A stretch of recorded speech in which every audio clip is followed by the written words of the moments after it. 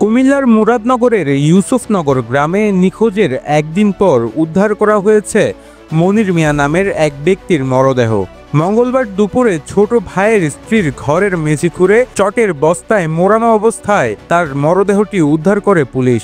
মেঝে থেকে দুর্গন্ধ ছড়াতে থাকায় স্থানীয়দের সন্দেহ হলে তারা বিষয়টি থানায় জানান। আমাদের সমাজের মধ্যে অনেক ভালো ছিল, আমাদের সমাজ না পুরো গ্রামের মধ্যে ভালো ছিল, কেউ ওনারা খারাপ বলতে পারবে না। আর যে কাজটা হয়েছে মানুষ এই কাজ করে না।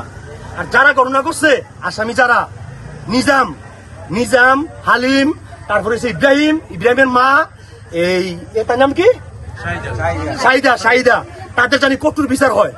বলে পরকিয়া করছে, এখন দেখছে আমার বোন আর বোনের জামাই দেওয়ার পরে আপনার বোনের জামাই হয়তো শাসন করতে পারে, ওর বড় ভাই হিসাবে শাসন করছে, দু একটা মনে হয় চোর মারছে আর গালাগালিজ করছে।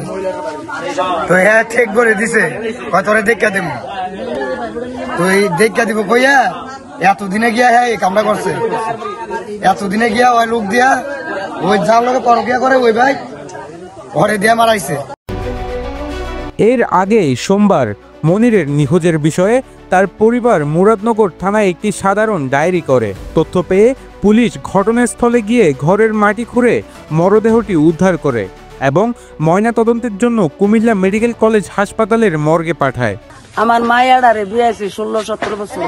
আমার জামাইয়ে আমার বাড়িতে একদিন গিয়া প্রবাস করছে, শুধু আমার জিয়ারে ফাঁক, আমার নায়নাথপুরের ফাঁক। আমি চাই ফাঁসি, যে নাকি আমার জামাই রে আমার জিয়ারে রারি করছে, আমি সেই জনের ফাঁসি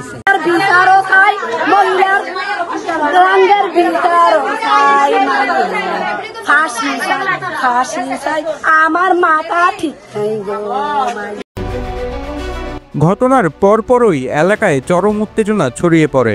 বৃহস্পতিবার রাতে ক্ষুব্ধ গ্রামবাসী নিহত মনিরের ছোট ভাইয়ের ঘরে আগুন লাগিয়ে দেয়। তবে ঘটনার পর থেকে মনিরের ভাইয়ের স্ত্রী পলাতক রয়েছেন বলে জানিয়েছে পুলিশ।